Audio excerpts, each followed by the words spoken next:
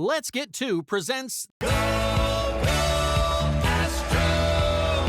Go Astros, a focus on H-Town hardball. And welcome to Go Astros. Andy and Brian will be along shortly, but the Astros are up 1-0 over Chicago in the ALDS. And one of the things that impressed me the most about yesterday's win was how professional it felt. And of course, it's professional sports, but they pretty much went about the game plan that they set out, and it seemed to work perfectly. They got to the starter, they added runs on, they scored in multiple different ways, from Jordan doing things that he normally does by hitting the ball over the fence to Altuve having as good a slide home as he did to beat the Yankees in the 2017 ALCS. McCullers really did cement himself as an ace. And, you know, I think this show has been harder on McCullers, particularly Andy and I, than maybe a lot of others. We try not to get fanboy about it. We've been around too long. We've been around this team too long. But for as much as he has brilliance, sometimes he has those moments where he just sort of craps the bed. And that didn't happen yesterday. And it reminded you of, you know, the 20-something or 30-something, the legends have grown, the 80 straight curveballs against, again, the Yankees in the 2017 ALCS. So all is good, but again, it's game one. And what I love about this team is they're not going to get too high or too low about it. They are going to get back after it today. The pitcher's a tougher matchup for them. We'll talk a lot about that. But the one thing that we do have covered is that Joe Boo, I have again made my sacrifice. The Chick-fil-A, let's keep the bats awoken. Let's get to Chicago up 2-0, and really, if everything goes perfect to plan, let's close this thing out in 3. I do want to finish up with one thing, though. It's a big weekend for college football. University of Texas playing in what I think is the best rivalry game in college football, and I know everybody's going to come at me with this like Michigan-Ohio State thing, or you know, Florida State, but no one does it with the stadium divided in half burnt orange, half crimson, all the time, neutral. I mean, it's an experience that you can't really appreciate unless you've been there. So hook 'em horns. We're going to, I think, play well and make a statement, and the Sark era is going to really continue to build a lot of positive momentum. And just remember that I'm recording this at 7:53 in the morning. NOU still sucks. And next up on Go Astros, he calls himself a full-time curmudgeon, but all that curmudgeonness goes out the window after an episode of Ted Lasso. Welcome to the show, Andy Tom Chesson. And Andy's jumping on first, and he has got the orange cap. He is ready to go for our 1 o'clock start. Yay. And yeah, well, you know, it's the game that nobody wants. Because why would you care about the third and fourth largest media market in the country? Oh, yeah, MLB. Yeah. I really did hope, just to test my theory, that the Dodgers also got eliminated in the wild card series, just to see what MLB would do, if they would even acknowledge there were still playoffs going on once the Yankees and the Dodgers got eliminated. I'm still holding out hope that the Giants are going to take care of them, but this is a byproduct of that. That game last night against Tampa Bay in Boston, the primetime game, was an absolute snoozer. Tampa Bay dominated that game. I mean, honestly, Arozarena dominated that game. You didn't really need anybody else. And I think that's what that whole series is going to be. So, you know, the series that should be a more entertaining series, let's put it on where nobody can see it at all. Today, let's put it on a network that 70% of the country doesn't have. Yeah, I mean, to your point, although they need to quit calling Arozarena Mr. October. I mean, that's a guy named Reggie Jackson. Yeah. You don't just keep recycling those things. Come up with something new. Okay, so let's talk a little bit about yesterday. You know, you and I have been, I think, I wouldn't say harsh criticizers of Lance McCullers. I guess Astros Twitter would think so because he's Saint Lance to them. But look, we're pretty honest about what his situation, what his shortcomings have been in the last 4 or 5 years. And yesterday looked like a different dude to me. What did you think? I mean, make no mistake about it. Lance McCullers Jr. is the best pitcher that the Astros have on their 40-man roster right now. That's not to say he is an ace or doesn't have his flaws, and that we've documented them here where we've come from on that. I certainly haven't been shy about his ace status, but yesterday he absolutely stepped up in a big situation and dominated a very, very good offensive lineup, really up until 2 outs in the seventh inning. Had no problem getting through. Several very good hitters, a few of which ended the regular season on hot notes. So, he had a plan, stuck to it, didn't let the little bit of obstacles that got in his way derail him, which has been kind of his MO for a little bit. So that's, it was an incredible performance by him. Yeah, I guess it was the sixth inning when Bregman had the error, which they shouldn't have called an error in the first place. That might have been an infield hit anyway, even if he'd made a clean throw. But I thought, okay, that's the inning where he's going to lose his stuff, and he didn't. Right. I asked, I'm going to ask Brian about this too, but I really want to talk more pitching with Lance, but I want to jump to Maton real quick. He did have a curveball in there that looked like, I was like, oh, that's what the Astros see. And it did something that was wicked and inhuman. And I forgot who it was against, just sort of chuckled and laughed. Did you know which pitch I'm talking about? And did you see that as well? Yeah, I did. And I think the thing with Maton, I'm still not 100% sure how to pronounce it because it seems like we get a different pronunciation every time he comes in a game. Phil through the ball. Phil's Ryerson? Yeah. Nah. Phil can throw. Phil has a really high spin rate. Phil has no idea where the ball's going a good chunk of the time. And I think he still suffers from prior organizations not knowing how to emphasize his best pitches and de-emphasize or not throw his less successful pitches. And I think he is a guy next year and during the offseason that's going to benefit from the Astros system. And a lot of that is Brent Strom, but I think it's, deeper than just Brent Strom.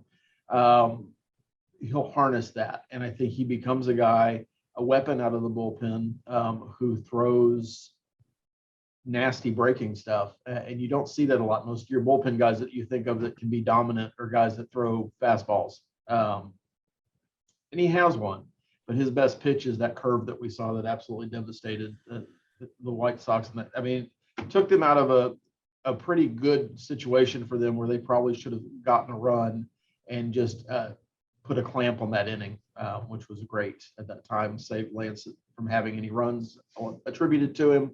And I think he's a future piece. And I think that's one of the things that more so than in other sports, baseball allows you with a 26-man roster and a 40-man roster to acquire pieces this year for future moves. For future progress, for future development. And I think that's what Maton was. I think he was an afterthought after you got Graveman and after you got Yimi Garcia. Oh, yeah, we also got that guy from Cleveland. I think of the three, he's the one that's going to have the biggest impact on the Astros roster next year and probably the following year. So you're saying that we can't wait to pass the baton to Maton? Yeah. I'm saying we are waiting to pass the baton. We are waiting. Let's talk a little bit about just the overall effort. The word I keep coming back to is workmanlike. It was a day at the office in which they all did the things they were supposed to do. Hits up and down the lineup. It wasn't one guy having a monster day. It was everybody doing a little bit of work. Just your overall impression of that. And it just feels like a team that's ready for prime time, even at 2 o'clock in the afternoon. And what I'm about to say, I don't want it to come across as negative, but it's still a team that you're just waiting for them to put everything together. And I think we've been waiting for that all season. Even with scoring 6 runs, even with kicking Lance Lynn out before the end of the 4th inning, this is a team that went 2 for 8 by the time he was out with runners in scoring position, left a bunch of runners on base, had the opportunity to probably score 6 more runs and didn't do it. And that's the team that you worry about facing in the playoffs. They had incredible pitching, and it masked some of the offensive inefficiency. I don't want to say disappointment, but just inefficiency that they demonstrated yesterday. And you really didn't get contributions from a couple of guys you would expect to. Bregman didn't do much. Tuve didn't do much. Yeah, Alvarez showed up huge. Tucker didn't do anything. Yeah, Altuve, of course, scored 2 runs, had the gold medal slide, but then Gurriel and Tucker both went 0 for 4. Right. And I don't think anybody really believes that those 2 guys are going to be hitless for the series. No, and that's a thing. And I think that's when you have a lineup that runs 7, or if you count Jake Myers and his 666 batting average in the playoffs, I think that's where he finished yesterday. Did he end up 2 for 4 or 2 for 3? He's batting 500. He ended up 2 for 4. Okay, 2 for 4. Great. 500. At some point, he had a 1,000 OPS, 1,000 on base percentage. He should have retired at that point. Yeah. He would at least, 1 bar trivia for the rest of his life. But you've got to get contributions from that number 8 guy, because you're not always going to hit. Altuve is not always going to get on base and get hits. Tucker and Gurriel aren't always going to get hits, as we saw yesterday. But when you can go 7 and then 8 deep, that's a tough it's a tough thing for any team to match up against. Even when you're a team like the White Sox, whose strength is your starting pitching and then your bullpen. Yeah, and I mean, look, I'm not going to take anything away from the White Sox, and we're going to talk about the guy they're throwing today who dominated us already this year. But the fact is a lot of that ERA is built up against the AL Central. It's just Sure. It's the worst division in baseball. They finished that thing they're not a great team. The White Sox are not a great team, and they won by 13 games. So, well, I can say comfortably now that we beat him again. The Astros own Lance Lynn. They have for the last 4 seasons. He is a very, very good pitcher. I'd love to have Lance Lynn on my roster, if he could not freaking scream every time he does anything positive. And I'd hate to be married to that guy. I put dishes in the dishwasher! Yeah, exactly. I assume that's what every minute of his life is like. I wipe front to back. All right. And now you have that visual. Yeah, we do. Yeah, so you've got a guy in Giolito who is better than Lynn. He's a guy that worries me a little bit, and we're going to talk in more detail in just a minute. But they took care of business against a pitcher that they know how to handle. And that's this Astros team. And we've been talking all season about, they're going to flip a switch when the playoff comes on, or at least they believe they're going to do that. And I think you saw that starting yesterday. It wasn't perfect and it wasn't pretty all the time. But they won convincingly. The game was never in doubt. So it wasn't like it was tight. Despite what Jose Abreu might think. Sure, they were right there, Jose. His comment, 6 runs. That's what our offense can do when they scored a run against Graveman. And I'm like, you lost 6-1, bro. It's not like you scored 4. And anyway, let's talk about Giolito, though. What do you see for that matchup? Why should today have a better result than the last time they faced him in July?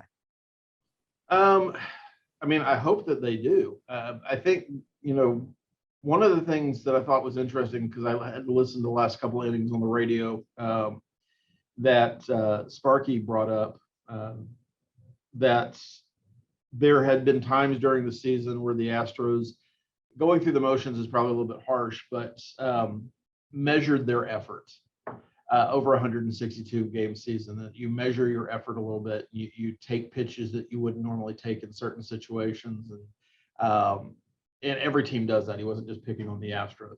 And in the playoffs, everything is heightened, and every pitch, every at bat really does mean something. And I think it's going to come down to, is Giolito as good as he thinks he is, or as good as the car insurance commercial that he does, that they play nonstop during? That's not car insurance. That's like car loan stuff. It's also the namesake of their stadium, guaranteed rate, baby. 2018. Giolito was the worst pitcher in baseball, but he had something inside him. It's gas.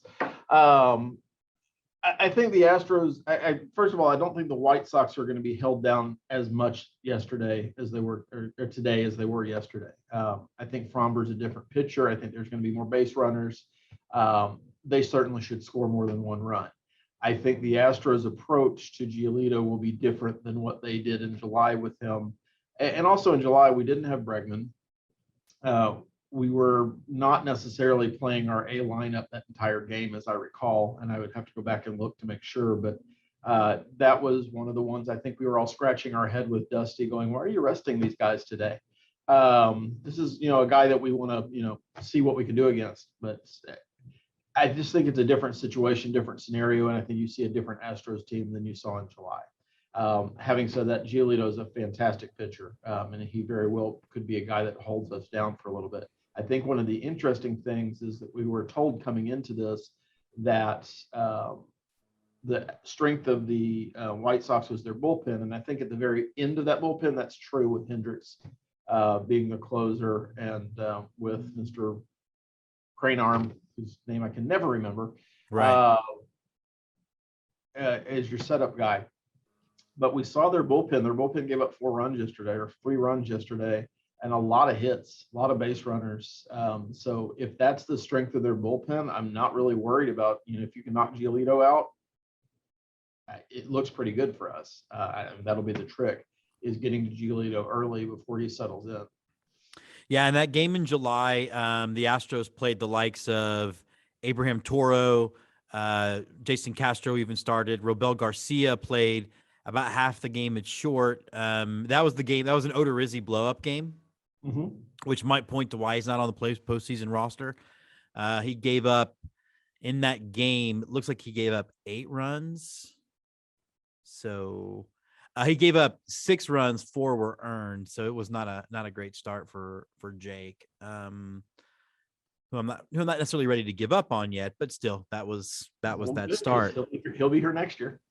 Yeah, and I still think he'll be a workman like everybody else in the Astros rotation, a nice number 3 starter. Does looking at the performance yesterday change your prediction outcome for the series? No, I still think Astros in 4. I just don't know where the one loss is going to come from. It very well could come today. Giolito is their best pitcher by far. It's curious to me that they didn't start him yesterday, actually. Yeah, it's curious to me too, because in a 5-game series, it seems like you're only going to pitch one guy twice, right? Why pick the guy who, for his last 6 outings against the Astros across 2 teams, he's been absolutely destroyed? I don't get it. I mean, and nothing yesterday was unique about facing Lance Lynn. He throws fastballs. He's throwing strikes. We're a team that hits fastballs. It's not a great combination for him. Giolito is a little trickier. Certainly has hard stuff that he throws. But yeah, it's curious to me, and I wonder sometimes if it's, like we suffer with Dusty, if La Russa's overthinking himself a little bit, because you're now putting us in a position, if they go to 5, that you're going to see Lance Lynn again. And how does that work for the White Sox in a positive way? I don't think it does. I like the home field advantage today. I like that the Astros hitters who hit yesterday, Alvarez should keep hitting. Alvarez just missed 2 home runs, had a dominant day. But again, Tucker and Gurriel should be hitting as well. So you like those pieces added back in. So I feel good about today, but it won't surprise me if this is the one we lose. Okay. And then it looks like Sunday, we don't know who we're starting for. I think they're starting Cease. What do you think there's any possibility, or what would you play the odds on that this thing actually ends Sunday, and then we get to talk Monday about whether or not Tampa Bay or Boston's going to win that series and trying to decide who's going to be in the ALCS? Well, Tampa Bay is going to win that series, so there's that. But I just saved you a segment. It's possible. It really depends on what happens yesterday. Dylan Cease is going to be their starter, super hard thrower, and again, a good pitcher, younger than the rest of the rotation, and his ERA kind of reflects that. He's pitching at home, which he's much better at. At least LaRussa didn't throw him on the road, because that wouldn't have been great for the White Sox. But I find it hard to believe this version of the Astros is going to sweep. I could absolutely be wrong, and this could be like 2018 again, where we were all worried about facing the Indians. Yeah, I remember that. And then, of course, but yeah, this Astros team does seem allergic to sweeps. All right, well, we will be back Monday, hopefully looking at a sweep, hopefully not looking at a 1-2 hole, because I guess that could also happen. I just don't think it will. That is a possibility. That's the way it goes. All right, Andy, we'll talk to you Monday. All right, sound good. Enjoy Maryland. I will. Now joining us on Go Astros, I call him the smartest guy in Astros Twitter. He might disagree, but that's just because he's humble. Welcome to the show, Brian Arbor. All right, Brian, we are back. The way I would describe yesterday's game against the White Sox would be professional. It seemed like everything they had to do to win the game was done in about as workmanlike fashion as you can, outside of maybe Jose Altuve's gold medal in gymnastics when he scored. Yeah, if you look at like the win probability chart from yesterday, it is this slow, steady rise to 100% for the Astros, and it stays that way until the end.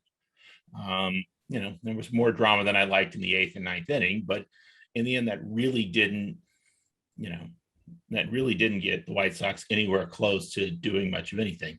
They scored early. They didn't have a big inning, but they scored through, I think, 4 straight innings, and steadily took out a lead, made it a comfortable lead, and made it an enjoyable day for us Astros fans.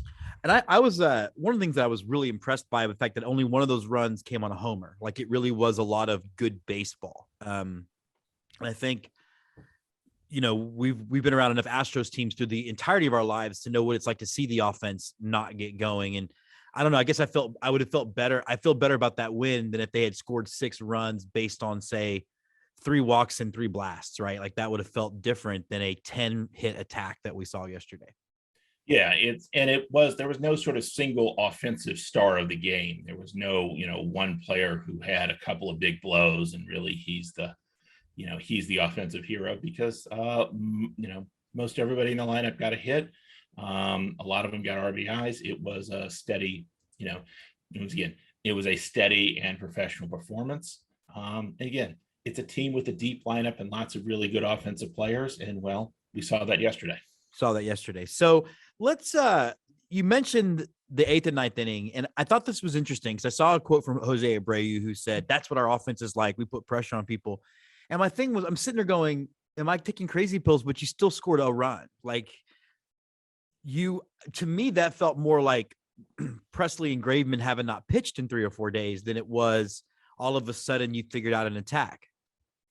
Yeah, and if you look particularly at how they hit against Lance McCullers, it was ground ball after ground ball after ground ball, weak contact into the ground. They had an average McCullers induced an average average launch angle, I think, of -5, and it was -7 before the 7th inning when he started tiring, and it was very clear that actually Dusty and Strom were in the 7th inning. It was like, we're going to try to get as many outs as we can from the starter right now, and try to stay away from the bullpen because we've got the cushion. So yeah, it was a White Sox offense that was not impressive against the better Lance yesterday. It was clearly the colors. Let's talk a little bit about Maton for a second. I felt like he had a curveball in that one. I know he only faced one hitter. He had a curveball that I thought, to me, was like, oh, this is exactly what the Astros see in this guy if they can harness that. You know which pitch I'm talking about? So, yes. I mean, in general, Phil Maton's one of the leaders in Major League Baseball in horizontal movement on his pitches. And sometimes he has, I think he's top 10 in that. Sometimes he has too much horizontal movement because he can't really control where it goes. The other sort of notable thing about Phil Maton is he had a terrible BABIP this year and a lousy BABIP through his career. And I'm sort of puzzled by that because, your thought when they got him from the Indians was, okay, he's got a higher ERA than you like, but he's got a higher BABIP, and now he'll, that'll come down through natural regression and from the Astros having a really good defense. And it hasn't with the Astros. So Phil Maton seems a puzzle to me still, but it was nice for him to get an out yesterday, get us out of that small jam. And, I think his spin rate may be something they think works effectively against the White Sox hitters. And so we're going to see more of them.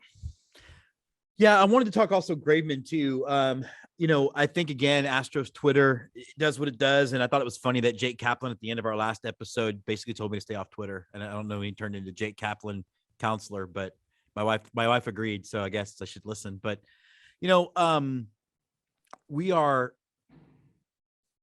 Graveman got the first 2 outs pretty quickly. Got into a little bit of trouble. I do wonder how much of it was just first playoff appearance, how much of it was just, like I said, maybe being a little rusty.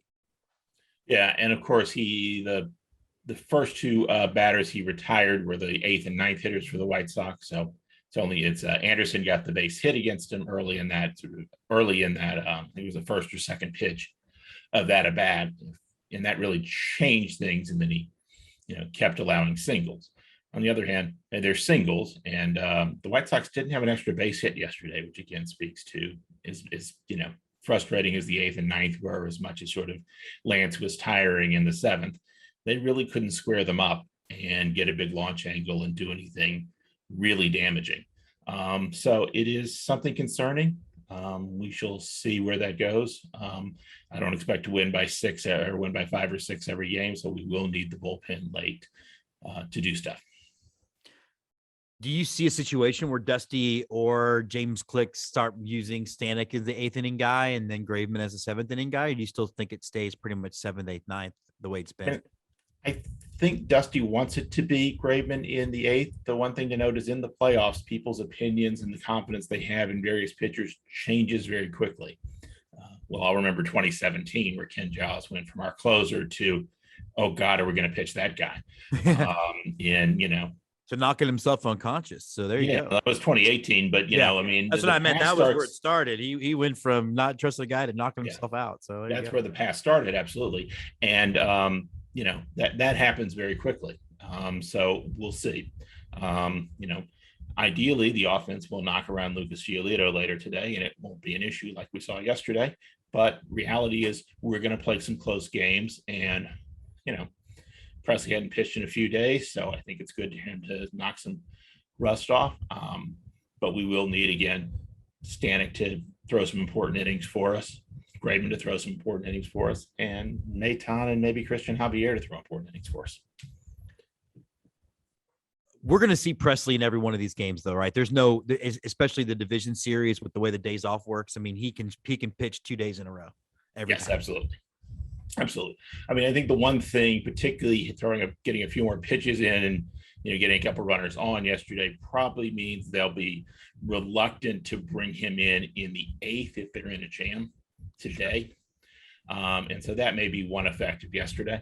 At the same time, they still may do it because he's their best reliever by far, and he's the one we all trust the most with the game on the line. All right, well, let's look ahead to today then. Lucas Giolito, one of the things that I thought was perplexing was you don't need to be an analytics expert to say, how does Lynn start game 1? I don't get that. I don't get that matchup was bad from them from the start. Giolito, though, has had really good numbers against the Astros. So kind of what do you expect today going forward? And then also, what do you expect out of ALDS?